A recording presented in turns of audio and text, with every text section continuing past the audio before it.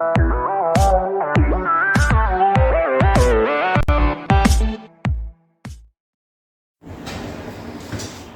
Welcome.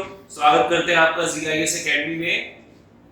आज हम लोग स्टार्ट कर रहे हैं इंडियन पॉलिटी का नया सेक्शन स्टार्ट कर रहे हैं। Indian polity mission 78 BPSC target batch जो स्टार्ट हुआ है, उसके तहत भारतीय राज व्यवस्था, इंडियन पॉलिटी क्या है, ये सब्जेक्ट क्या कहता है, इसमें क्या पढ़ना है, इसके अंतर्गत क्या क्या चीजें हम पढ़ेंगे, इसकी शुरुआत करते हैं। तो आइए देखते हैं इंडियन पॉलिटी क्या है, इसमें क्या पढ़ना होता है। तो सबसे पहले बात करते हैं कि इंडियन पॉलिटी, भारतीय राज व्यवस्था।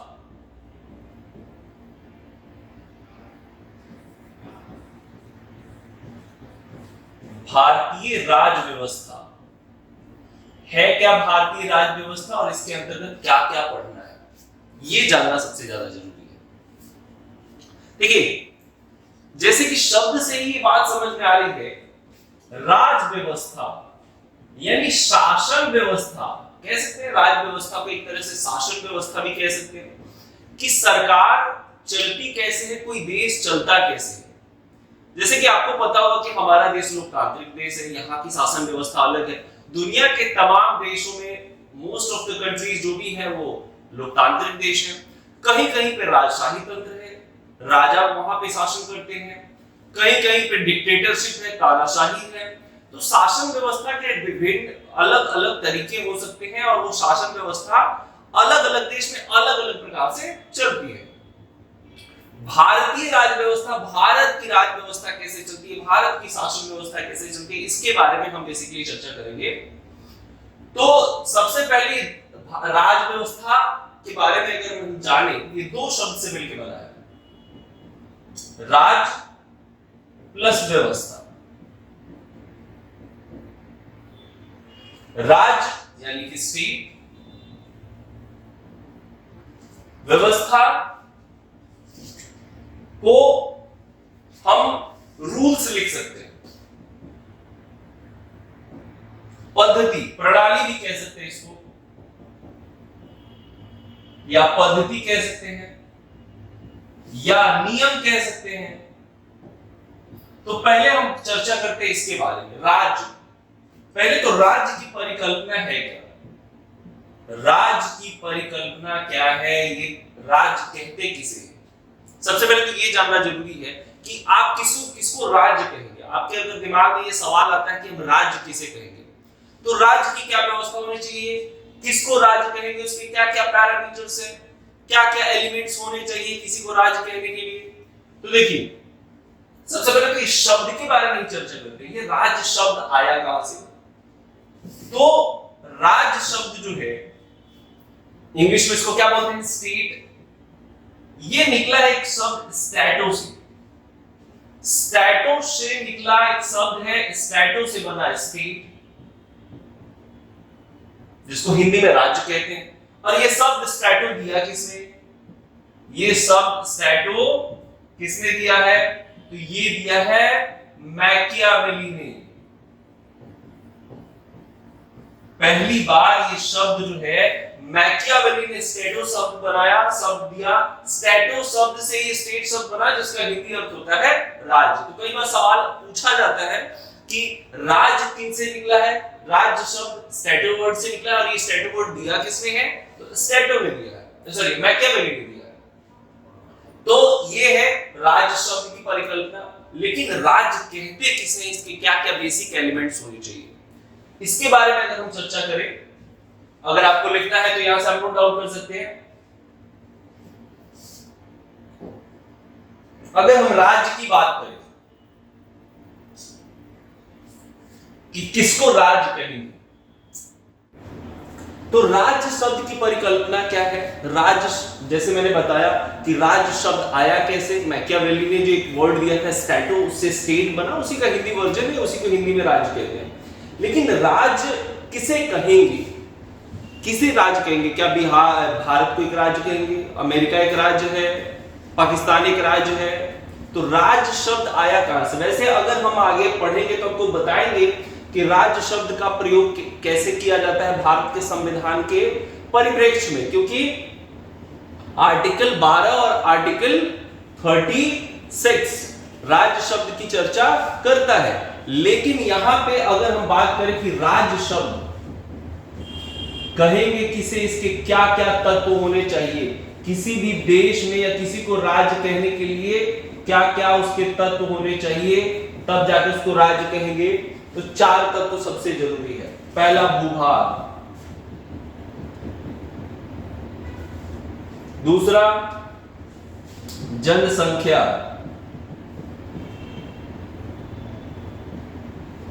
तीसरा संप्रभुता, चौथा सरकार। ठीक है,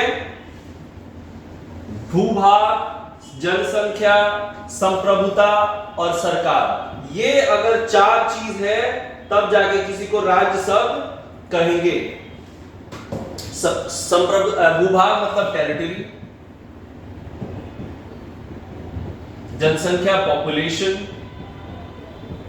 क्लास जो है बेसिकली बाइलिंगुअल होगी, जो चीज मैं अंग्रेजी में लिखूंगा उसका हिंदी लिखूंगा उसकी अंग्रेजी में लिख दूंगा तो आप लोग परेशान नहीं होइएगा।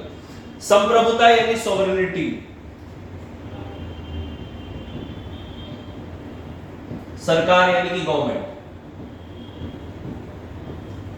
अगर ये 4 तत्व कहीं पे किसी देश में या कहीं पे अवेलेबल है, ये चारों एलिमेंट अवेलेबल है, तो उस जगह को, उस पर्टिकुलर प्लेस को राज्य कह सकते हैं। यानी उसके पास अपनी भूभाग हो, उसकी कुछ एक पर्टिकुलर जनसंख्या हो, उसकी अपनी सॉवरेनिटी हो। अब बताएंगे कि सॉवरेनिटी का मतलब क्या होता है, और उस देश को चलाने के लिए, उसकी शासन व्यवस्था को चलाने के लिए वहां एक पर्टिकुलर सरकार हो। सरकार चाहे जैसी भी हो, लोकतांत्रिक सरकार हो, अध्यक्षात्मक सरकार हो, संसदीय शासन व्यवस्था हो, उस हिसाब से सरकार हो, राजशाही सरकार हो, लेकिन किस तरह की भी सरकार हो वो चलेगा। लेकिन ये चारों एलिमेंट अगर प्रेजेंट है तो उसको कहेंगे राज्य। सबसे पहले ये जरूरी बात है जानना। और ये चारों एलिमेंट, एक सवाल पूछा गया था कि ये चारों एलिमेंट ये कब डिसाइड किया गया कि ये 4 तत्व अगर कहीं पे मौजूद है तो उसे ही राज्य कहेंगे। तो 1933 में एक कन्वेंशन हुआ था, मोंटेविडियो कन्वेंशन कहते हैं उसको। मोंटेविडियो कन्वेंशन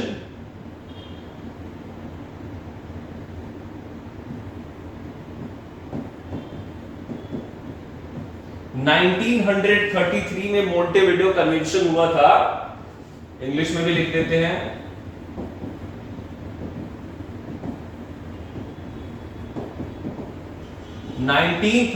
में मोंटेविडियो कन्वेंशन में, उसी कन्वेंशन में यह डिसाइड किया गया कि अगर किसी भी राज्य तभी बोलेंगे जब ये चारों एलिमेंट प्रेजेंट हो। इन चारों एलिमेंट में ये 2 एलिमेंट जो होते हैं, भूभाग और जनसंख्या, इनको भौतिक तत्व कहते हैं। इनको कहते हैं भौतिक तत्व, फिजिकल एलिमेंट।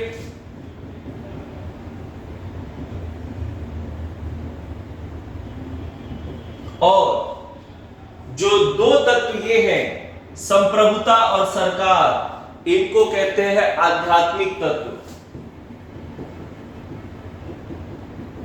आध्यात्मिक तत्व, स्पिरिचुअल एलिमेंट।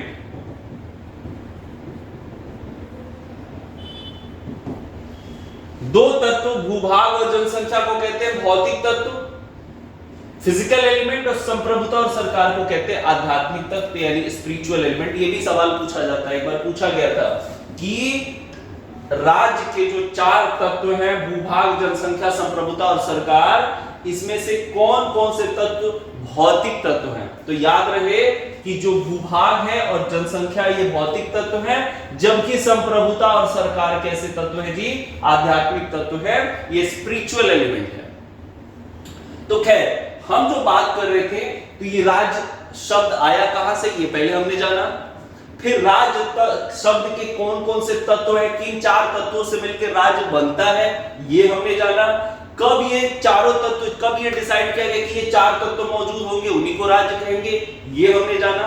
अब हम बेसिकली जानते हैं, चर्चा करेंगे कि राज्य व्यवस्था, जिसपे हम स्टार्ट किए थे, जहां से वहीं फिर वापस चलेंगे, कि राज्य को चलाने की जो व्यवस्था है, जिसके बारे में हम चर्चा कर रहे थे, राज्य को चलाने की जो व्यवस्था है, इस व्यवस्था जो है, रूल्स है, किसी भी राज्य को चलाने के लिए एक व्यवस्था होती है, एक रूल्स होता है, और इसी रूल्स की एक क्या है कि आप देखिए, आप लोगों को आप देखते होंगे कि एक छोटी सी कंपनी है, एक छोटा सा इंस्टीट्यूट है, एक छोटा सा कोई जगह है, वहां पे भी एक रूल्स रेगुलेशन होता है कि इतने बजे स्टाफ्स को आना है, इतने बजे जाना है, इस स्टाफ का ये काम है, इस स्टाफ का ये काम है। वैसे ही इतना बड़ा देश है भारत, और भारत ही नहीं, दुनिया के तमाम देश जहां जहां भी ये शासन व्यवस्था है, तो वहां पे इतने बड़े बड़े देश हैं, इतने जनसंख्या है, इतने लोग हैं, तो वहां पे उस देश को चलाने के लिए कोई रूल्स होगा ना, कोई व्यवस्था तो होगी। तो यही रूल्स जो है, हमें क्या है, इन्हीं रूल्स का जहां पे एक संकलन होता है, कि जहां पे सारे रूल्स लिखे हुए हैं कि देश की शासन प्रणाली, देश की शासन व्यवस्था कैसे चलेगी, कौन कौन लोग इसमें चलाएंगे, उस शासन व्यवस्था का चुनाव कैसे होगा, ये सब जहां पे लिखा होता है, इन्हीं रूल्स को कहते हैं कॉन्स्टिट्यूशन, यानी कि संविधान। और भारत के इंडियन पॉलिटी सेक्शन में जो मेन चीज जो पढ़ना है, वो है भारत का संविधान, इंडियन कॉन्स्टिट्यूशन। यही इंपॉर्टेंट सेक्शन है जिसके बारे में हम चर्चा करेंगे। तो आइए चलते हैं। हमने पहले राज्य व्यवस्था शब्द को समझा, इसमें पढ़ना क्या है वो जाना, राज्य क्या है इसके बारे में जाना, इसके सारे एलिमेंट्स के बारे में जाना। अब हम बात करेंगे कॉन्स्टिट्यूशन के बारे में, जो हमें पढ़ना है। इंडियन कॉन्स्टिट्यूशन, भारत का संविधान, भारत का संविधान।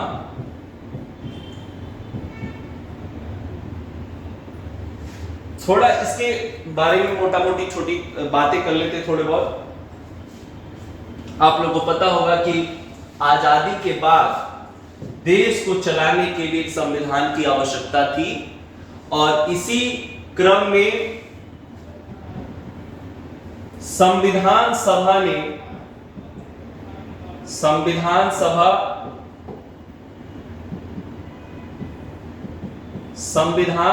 का गठन हुआ।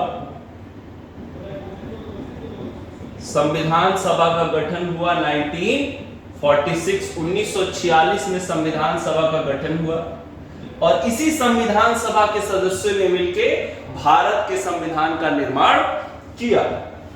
जो उसमें डिफरेंट जितने भी लोग थे संविधान सभा के, जो भी सदस्य थे, चाहे वो के.एम. मुंशी साहब हो, और चाहे वो बी.आर. अम्बेडकर साहब हो, या और भी बहुत तमाम लोग जो उसमें संविधान सभा के जितने भी सदस्य थे। तो भारत के संविधान सभा का गठन 1946 में हुआ, और इसी संविधान सभा ने मिलकर संविधान का निर्माण किया। इसमें बहुत सारे तत्व जो है 1935 के भारत शासन अधिनियम से लिए गए, और बहुत सारे दुनिया के तमाम देशों के संविधान को पढ़ने के बाद जहां लगा कि इस देश के इस संविधान से ये चीज हम ले सकते हैं, अपने देश के संविधान में समाहित कर सकते हैं, संकलित कर सकते हैं, तो हमने वहां से लिया। जो जरूरत की चीजें थी तमाम अमेरिका के संविधान से, आयरलैंड के संविधान से, France, Germany, England, South Africa, Russia, दुनिया के तमाम संविधान को पढ़ने के बाद और समझने के बाद, और वहां से जो अच्छी चीजें लगी, हम अपने संविधान में हमने समाहित किया उसको। और फाइनली 2 साल 11 महीना और 18 दिन में संविधान सभा ने हमारे संविधान को बना के तैयार किया, और 26 नवंबर 1949 को हमारा संविधान बनकर तैयार हो गया। 2 साल 11 महीना 18 दिन के मेहनत के बाद फाइनली 26 नवंबर 1949 को हमारा संविधान बनके तैयार हो गया। लेकिन हम इस दिन संविधान को लागू नहीं किया गया, हमने नहीं लागू किया। हमने संविधान को लागू किया कब? 26 जनवरी 1950 को। इसीलिए प्रत्येक वर्ष 26 जनवरी 1950 को हम एज अ गणतंत्र दिवस, as a Republic Day celebrate करते हैं। भले ही संविधान तैयार हो गया था 26 नवंबर 1949 को, लेकिन हम संविधान लागू कब हमने किया? 26 जनवरी 1950 को। इसके पीछे का भी कारण है, जान लीजिए। तैयार तो हो गया था 26 नवंबर 1949 को, फिर क्या कारण था कि 1-2 महीना इंतजार करना पड़ा संविधान सभा के सदस्यों को इस संविधान को लागू करने के लिए। क्यों नहीं 26 नवंबर 1949 को ही संविधान लागू कर दिया गया? इसके पीछे सबसे बड़ा कारण यह था कि 26 जनवरी के ही दिन, यही वो दिन था जब पंडित जवाहरलाल नेहरू ने इस दिन को स्वाधीनता दिवस के रूप में मनाया था। स्वाधीनता दिवस के रूप में 26 जनवरी 1930, 26 जनवरी 1930 को स्वाधीनता दिवस के रूप में मनाया था पंडित जवाहरलाल नेहरू ने। और इसी दिन रावी नदी के तट पे भारत का झंडा फहराया था। और ये जो दिन है, ये जो डेट, पर्टिकुलर डेट है, इस पर्टिकुलर डेट को, इस पर्टिकुलर डेट से एक इमोशनल कनेक्शन था। जो स्वतंत्रता संग्राम में जितने लोग थे, जो क्रांतिकारी आंदोलन हुए जितने भी, उसमें भारत के स्वतंत्रता संग्राम में जो लोग शामिल थे, उन लोगों के मन में ये डेट एक बहुत ही अहम, इसका इस डेट का, 26 जनवरी डेट का, इससे एक लगाव हो गया था कि भाई इसी दिन हमने स्वाधीनता दिवस मनाया था। तो उन्होंने डिसाइड किया, जो भी संविधान सभा के जो भी सदस्य थे, इन्होंने डिसाइड किया कि नहीं, हम अगर संविधान हमारा बन के तैयार हो गया, लेकिन संविधान को लागू हम इसी 26 जनवरी वाले दिन पे ही करेंगे। और यही कारण था कि 26 जनवरी 1950 को संविधान बन के तैयार होने के बाद भी 26 जनवरी 1950 को पूरे देश में लागू हो गया। संविधान क्या है? एक रूल बुक है, देश को चलाने का एक तरीका है। उसमें सारी चीजें, सारे प्रावधान लिखे हुए हैं कि देश का शासन व्यवस्था कैसे चलेगा, कौन कौन लोग मिलकर चलाएंगे, उन लोगों का चुनाव कैसे होगा, वो कैसे चुने जाएंगे, क्या वो डायरेक्ट आएंगे या उनका इलेक्शन होगा, वोटिंग होगा, किनका क्या क्या कार्य होगा, उनके कार्य, उनकी जिम्मेवारियां, सारी चीजें उसमें लिखी हुई हैं। तो भारत के संविधान के बारे में ये जो मोटा मोटी जानकारी थी, थोड़ा बहुत ये हमने शुरुआती में पढ़ा। अब हम जानेंगे कि संविधान में है क्या। भारत के संविधान तो लागू हो गया, लेकिन संविधान में है क्या, इसके बारे में थोड़ा सा जानते हैं। देखिए, संविधान में जैसे किसी भी किताब को आप पढ़ना स्टार्ट करते हैं, तो पहले उसका इंडेक्स खोलते हैं कि इसमें कौन कौन सा चैप्टर है, कितने चैप्टर हैं, टोटल कितने पेजेस की किताब है, तो किस चैप्टर में क्या क्या है, इसका मेन हेडिंग क्या है उस चैप्टर का, वो लेसन स्टार्ट कैसे होता है। वैसे ही संविधान को पढ़ने से पहले इसका एक ओवरव्यू लेते हैं। तो देखिए, अब जब संविधान लागू हुआ 26 जनवरी 1950, 1950 में संविधान लागू हुआ, आज चल रहा है 2024, 50 साल वो, 24 साल ये, 74-75 साल बाद क्या संविधान का स्वरूप आज भी वही है? बहुत सारे चेंजेस होंगे इतने दिनों में, कितने सारे अमेंडमेंट हुए, कितने सारे नए उसमें अनुच्छेद जोड़े गए, बहुत सारे उसमें हटाए गए। तो तब की स्थिति क्या थी, अब की स्थिति क्या है, इसके बारे में एक ओवरव्यू ले लेते हैं। संविधान लागू होने के समय और अब की स्थिति क्या है, जानते हैं जरा। तो देखिए जैसे चैप्टर होता है ना, जैसे इंडेक्स खोलते हैं कि इस चैप्टर में ये चीज पढ़ेंगे, इस चैप्टर में ये चीज पढ़ेंगे, इस चैप्टर में ये चीज पढ़ेंगे, वैसे ही संविधान में चैप्टर है जिसको हम कहते हैं भाग, इंग्लिश में कहते हैं पार्ट। कितने भाग है जी? जब संविधान बना था उस समय 22 भाग थे। अब कितने भाग हैं? यही कितने पार्ट है? अब ये 25 हो गए हैं, यानी 3 और जुड़ा है इसमें। वैसे ओरिजिनली 22 ही है, जब 1 2 3 4 के हिसाब से काउंट करेंगे तो 22 से ज्यादा गुने मिलेंगे, लेकिन उसी में अमेंड करके जैसे कहीं एक का 1 2 का b ऐसे ऐसे करके उसमें जोड़ दिया गया है, और जिससे ये 22 से बढ़ के इसकी संख्या कितनी हो गई है? 25। तो ये एक तरह से चैप्टर जैसे पढ़ते हैं ना कि हाँ इस चैप्टर में ये चीज, इस लेसन में हमको इसके बारे में पढ़ना है। वैसे ही 22 भाग हैं, प्रत्येक भाग में अलग अलग बात है, हर भाग की अपनी बारे में चर्चा करता है। जैसे भाग 1 के बारे में कुछ और चीजों के बारे में पढ़ना है, भाग 2 में किसी और चीज के बारे में पढ़ना है, भाग 3 में किसी और चीज के बारे में पढ़ना है। ऐसे ही टोटल 22 भाग है, लेकिन अब वो अमेंड होके टोटल 25 भाग हो गए। अनुसूची, जिसको शेड्यूल कहते हैं, उस समय अनुसूची की संख्या थी, जब संविधान लागू हुआ तब अनुसूचियों की संख्या थी 8। अभी अनुसूची है 12। लिस्ट होता है, लिस्ट एक तरह से शेड्यूल को क्या लिस्ट कह सकते हैं। जैसे किसी भी चीज का लिस्ट होता है ना कि इस लिस्ट में ये है, इस लिस्ट में ये है, वैसे ही टोटल अनुसूचियों की संख्या 8 अभी हो गई है 12। और आपको एक कमाल की बात बताते हैं, भारत के संविधान का पहला संशोधन इस अनुसूची को लेके ही हुआ था। जब संख्या 8 थी, 1951 में पहला संविधान संशोधन हुआ, एक अनुसूची जोड़ा गया और 9वीं अनुसूची एक बढ़ा के 9वीं अनुसूची जोड़ी गई। पहला संविधान संशोधन इसी के लिए हुआ था। और अब बात करते हैं अनुच्छेद, आर्टिकल्स। जब संविधान लागू हुआ, अनुच्छेद की संख्या थी 395, 395। अब अनुच्छेद की संख्या कितनी हो गई है? अब कितने आर्टिकल्स हैं? अब अगर हम मोटा मोटी देखें तो 470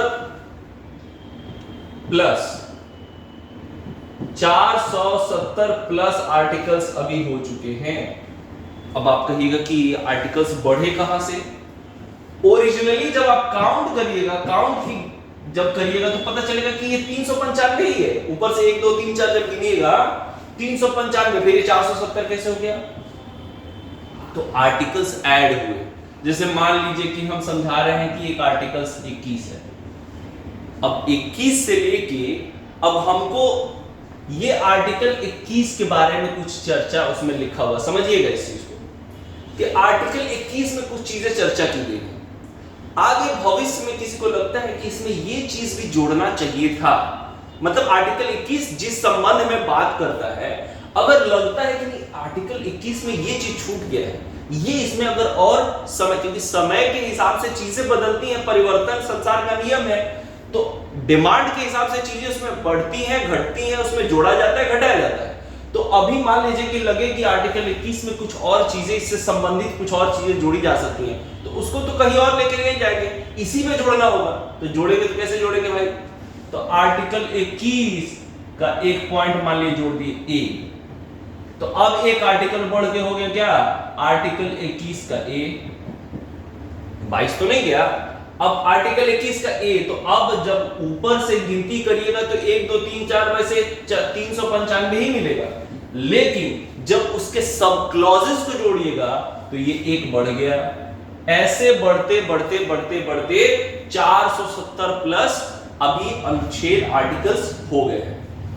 दूसरी बात, ये आर्टिकल्स इतने बढ़े कैसे? तो इसमें हुआ क्या? अमेंडमेंट,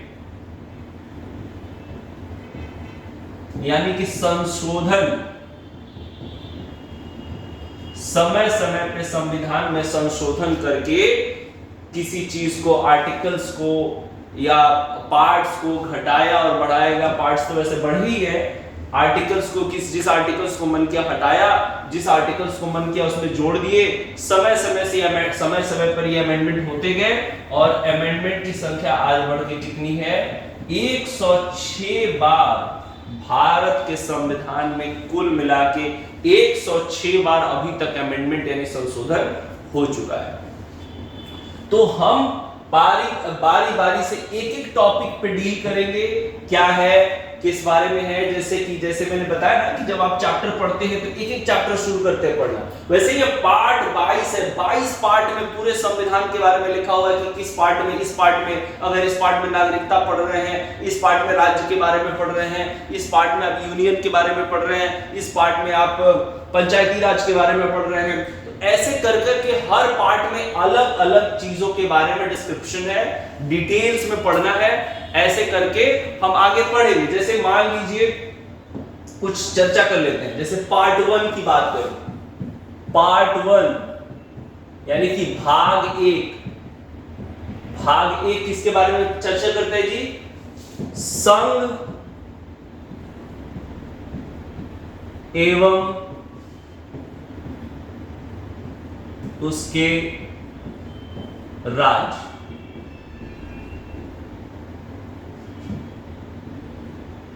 इंग्लिश में यूनियन एंड इट्स टेरिटरीज। अब भारत एक संघ है कि भारत राज्यों का संघ है, क्या है, तो भारत राज्यों का संघ है, इसके बारे में चर्चा करता है पार्ट 1। और भारत के पार्ट 1 में ही आर्टिकल 1 इसी बारे में बताता है कि भारत एक राज्यों का संघ है, यानी एक ऐसा संघ है जिसमें बहुत सारे राज्य मिलके भारत एक राज्यों का संघ। जब आप पढ़िएगा कि भारत के यूनियन में और अमेरिका में क्या अंतर है, जैसे आप अमेरिका के बारे में पढ़ते हैं ना, USA, United states of America, वो राज्य जुड़ के एक देश का कॉन्सेप्ट बने। हमारे यहाँ वैसा नहीं है। यूनाइटेड स्टेट्स ऑफ अमेरिका में अगर 50-51 राज्य हैं, इन राज्यों का एक बॉन्ड है, इससे मिलके एक देश का कॉन्सेप्ट बना है। हमारे यहाँ वैसा नहीं है। हमारे यहाँ राज्य जो है अलग नहीं हो सकते देश से। अमेरिका में हो सकते हैं जब चाहे कोई राज्य अपने आप को बोले कि फ्री होना चाहते हैं। हमारे यहाँ ऐसा कॉन्सेप्ट नहीं है। कल होके बोले मध्य प्रदेश की हम आप हिंदुस्तान के भारत के देश में नहीं रहना चाहते, हम अलग एक स्वतंत्र राज्य बनना चाहते हैं, वो नहीं है। तो ये इसके बारे में हम डिटेल में चर्चा करेंगे कि भारत एक राज्यों का संघ है, उसके कौन कौन से राज्य हैं, क्या राज्य और संघ के बीच में किस तरह का वो संबंध है। वो खैर अलग ही भाग में है संघ और राज्यों का संबंध। खैर इसमें नए राज्यों का निर्माण, अगर मान लीजिए कि जैसे आप लोगों ने देखा होगा कि 2000 ईस्वी में या पढ़े होंगे कि 2000 ईस्वी में 3 नए राज्य बन गए। बिहार से कट के झारखंड हो गया, बिहार से कट के एक अलग राज्य झारखंड बन गया, उत्तर प्रदेश से कट के एक नया राज्य उत्तराखंड बन गया, मध्य प्रदेश से कट के एक नया राज्य छत्तीसगढ़ बन गया। तो ऐसे क्यों, कब राज्य बनते हैं, नए राज्यों का निर्माण, पुराने राज्यों को कैसे प्रवेश, ये सब, या कुछ क्षेत्रों को अपने देश में मिलाना है। मान लीजिए कि कोई पाकिस्तान आज इतना हमारा प्यारा पड़ोसी देश है, आए दिन कुछ ना कुछ अपने करामात करते रहता है जी। हमारे माननीय प्रधानमंत्री का क्या पता कभी दिमाग घूमा, और इस बात को लेके बहुत चर्चा चल रही है। पीओके को लेके प्रत्येक भारतीय के पीओके से खास लगाव है। प्रत्येक भारतीय का, प्रत्येक भारत के जितने लोग हैं, अगर सर्वे कराई जाए तो कोई ऐसा व्यक्ति नहीं कहेगा कि ये पीओके हमारे भारत में नहीं मिलना चाहिए, क्योंकि हमारा था एक समय पे, हमारा था, और आज भी भारत मानता है कि पीओके हमारा क्षेत्र है। जब आप इंडिया का मैप देखिएगा तो पीओके को मिला के इंडिया का मैप बनता है जी। तो क्या पता कल पीओके हमारे में आ जाए, तो पीओके आएगा तो उसका कैसे, किस राज्य में उसका निर्माण, क्या उसको जम्मू कश्मीर में मानेंगे या एक अलग राज्य का दर्जा दे, ये सब चीजों का जिक्र इसमें है कि कैसे क्या करेंगे। वैसे ही अगर भाग 2 की बात करें,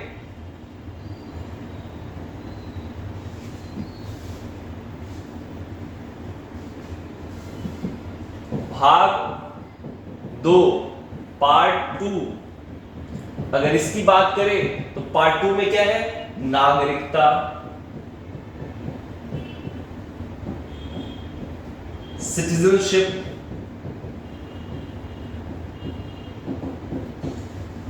नागरिकता, नागरिक मतलब इस देश के रहने वाले लोग, जो किसी हर देश का अलग अलग नागरिकता होता है, वहां के रहने वाले लोगों को नागरिकता मिलती है।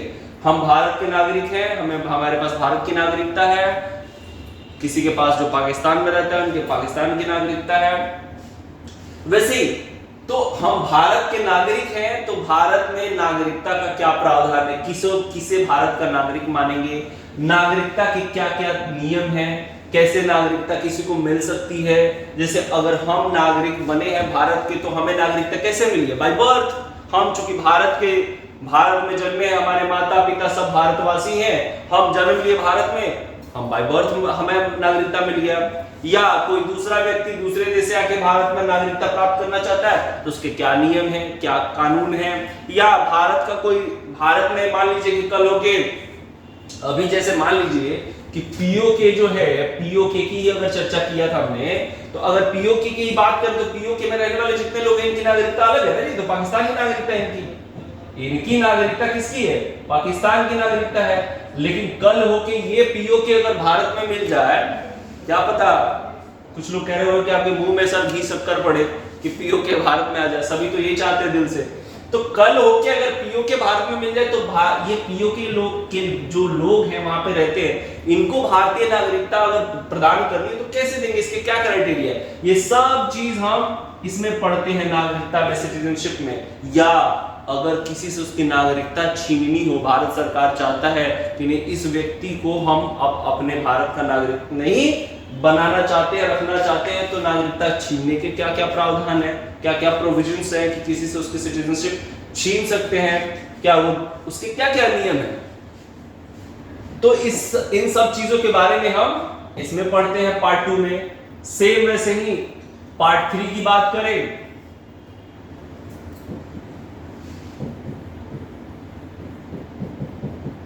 पार्ट 3 भाग 3, इसमें पढ़ेंगे मूल अधिकार,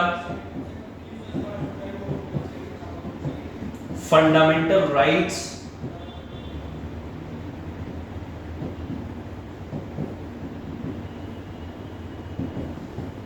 मूल अधिकार क्या है, फंडामेंटल राइट्स क्या है, कि प्रत्येक देश में जितने भी लोकतांत्रिक देश हैं या राजशाही देश है, जितने भी देश हैं, प्रत्येक देश वहां पे रहने वाले लोगों को, वहां की सरकारें, वहां का संविधान, वहां पे रहने वाले लोगों को कुछ खास अधिकार देता है। इसको मूल अधिकार कहते हैं, इसको फंडामेंटल राइट्स कहते हैं, जो वहां पे रहने वाले लोगों को कुछ अधिकार, कुछ राइट्स होते हैं ताकि उनका भौतिक और आध्यात्मिक विकास हो सके। स्पिरिचुअल एंड फिजिकल डेवलपमेंट के लिए फंडामेंटल राइट्स बहुत जरूरी है। वैसे ही जब हमने अपने संविधान को बनाया, भारत को जब आजादी मिली, भारत का संविधान जब बना, तो हमने भी अपने संविधान में इस मूल अधिकार का प्रावधान किया कि हाँ, हमें भी अपने नागरिकों को ये मूल अधिकार देना है, इन मूल अधिकारों से वंचित नहीं किया जा सकता है। क्योंकि ये मूल अधिकार, जब B.R. अम्बेडकर साहब ने कहा कि मूल अधिकार ही व्यक्ति के जीवन का मूल आधार है, अगर उस व्यक्ति के जीवन से उसके मूल अधिकार को छीन लीजिए तो फिर उसके स्वतंत्र रहने का कोई मतलब ही नहीं है। एक लोकतांत्रिक और एक स्वतंत्र देश में जीने का कोई अर्थ ही नहीं है कि उसके मूल अधिकार को छीन लीजिए कि आपको ये नहीं खाना, आपको यहाँ नहीं जाना है, आपको ये काम नहीं करना है, मतलब तमाम तरह के मूल अधिकार है। आपको यहाँ प्रेयर नहीं करना है, आप इस धर्म को नहीं मानना, मतलब बहुत सारी चीजें जब हम इसमें पढ़ेंगे तो समझेंगे कि मूल अधिकार है क्या, कितने प्रकार का मूल अधिकार भारत के नागरिकों को प्राप्त है, कि कौन कौन सा मूल अधिकार है, उसमें क्या क्या प्रावधान है, इन सब चीजों के बारे में मूल अधिकार में पढ़ेंगे। वैसे ही पार्ट 4 की बात करें, भाग 4 की बात करें, भाग 4 में क्या है, भाग 4 में राज्य के नीति निर्देशक तत्व, राज्य के नीति निर्देशक तत्व, डायरेक्टिव, इंग्लिश में शॉर्ट में डीपीएसपी कहते हैं, directive principles of state policy. इसमें है कि कौन कौन से नीति निर्देशक तत्व यानी नीति के निर्माण के लिए कौन कौन से एलिमेंट्स हैं जिनसे प्रेरणा लेके सरकार लोगों के लोक कल्याण के लिए, राज्य के कल्याण के लिए, स्टेट वेलफेयर के लिए कौन कौन से पॉलिसी बना सकती है, कौन कौन से स्कीम्स ला सकती है सरकार, ये राज्य के नीति निर्देशक तत्व के बारे में इसमें चर्चा है। बेसिकली सरकार जितने तरह की नीतियों का निर्धारण करती है, जितने तरह की पॉलिसीज, जितने तरह के स्कीम्स लाती है, उसमें सरकार हमेशा ये डीपीएसपी नीति निर्देशक तत्वों को ध्यान में रख के लाती है। इस तरह से कर करके टोटल 22 पार्ट्स हैं और धीरे धीरे एक एक पार्ट्स को डील करेंगे, स्टार्ट करेंगे, किसी एक पार्ट को उठाएंगे पूरा उसके, और हर पार्ट का एक डिफाइन है कि हाँ, जैसे मैंने बताया ना कि पार्ट 1 कहां से है जी, हर पार्ट का आर्टिकल्स डिफाइन है कि इस पार्ट में यहां से लेके यहां तक आर्टिकल्स है, इस पार्ट में यहां से लेके यहां तक आर्टिकल्स है। जैसे पार्ट 1 जैसे हमने चर्चा किया था पिछली बार कि पार्ट 1 जो है union and it's territories, sorry मिटा दिया हूं, जैसे पार्ट 1 में यही तो है, part 1 union and it's territories. अब इसमें कितने आर्टिकल्स हैं, कहां कहां से लेके पढ़ना है, आर्टिकल 1 से लेके और आर्टिकल 4 तक, 1 से लेके 4 तक।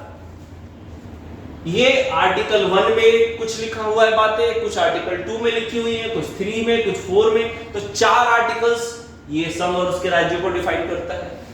फिर वैसे ही पार्ट 2 जो हम पढ़ रहे थे जिसमें सिटीजनशिप था, नागरिकता, सिटीजनशिप, इसमें भी कुछ आर्टिकल्स हैं। आर्टिकल 5 से लेकर आर्टिकल 11 तक इसमें चर्चा है। मूल अधिकार आर्टिकल 12 से लेकर 35 तक इसमें चर्चा है। नीति निर्देशक तो आर्टिकल 36 से लेकर आर्टिकल 51 तक इसमें चर्चा है। तो ऐसे ऐसे करके 22 पार्ट पढ़ेंगे और एक आर्टिकल 1 से लेके 395 आर्टिकल तक इसमें डिफाइन करना है। हालांकि सारे आर्टिकल्स नहीं पढ़ने हैं, सारे आर्टिकल्स उतने इंपॉर्टेंट नहीं है, पर हाँ इन 395 में से मोस्ट ऑफ द आर्टिकल्स जो सबसे ज्यादा जरूरी आर्टिकल्स हैं उनको याद रखना है। वो धीरे धीरे हम इसके बारे में पढ़ेंगे, डील करेंगे। ये आज का क्लास था। नेक्स्ट क्लास से हम किसी एक पार्ट को, किसी एक भाग को उठाएंगे, उसके बारे में चर्चा करेंगे और ऐसे ऐसे करके धीरे धीरे टोटल 2200 पार्ट को चर्चा करेंगे। 22 पार्ट में जो सारे पार्ट को तो नहीं पढ़ना है, इसमें कुछ दो चार पार्ट्स को छोड़ के, 2-4 भाग को छोड़ के बाकी लगभग पार्ट्स के बारे में चर्चा करेंगे, डील करेंगे। तो मिलते हैं अगले क्लास में। अगर ये वीडियो पसंद आया धीरे धीरे इसको लाइक करिए, शेयर करिए, सब्सक्राइब करिए चैनल। हाँ, जो लोग ऑनलाइन बैच परचेज किए हैं उनके लिए एक बता दें कि अभी चूंकि थोड़ा सा टेक्निकल एरर हो रहा है, कुछ प्रॉब्लम आ रहा है टेक्निकल, इसीलिए ऐप पे क्लास नहीं जा रहा है। इसी वजह से हम लोग ये क्लास को यूट्यूब पे ला रहे हैं, लेकिन जैसे ही वो उम्मीद है कि जल्दी वो प्रॉब्लम सॉल्व हो जाएगा, तो फिर उनको सारे क्लासेस वो ऐप पे ही मिलेंगे। फ्री क्लासेस जो है YouTube पे नहीं मिलेगा, वो सारे क्लासेस आपको ऐप पे मिलेंगे, रेगुलर बेसिस पे मिलेंगे। तो अगर जो एरर है उसके लिए हमारी टेक्निकल टीम लगी हुई है कि कैसे वो एप्लीकेशन का प्रॉब्लम सॉल्व करे। तो चलिए मिलते हैं नेक्स्ट क्लास में। धन्यवाद।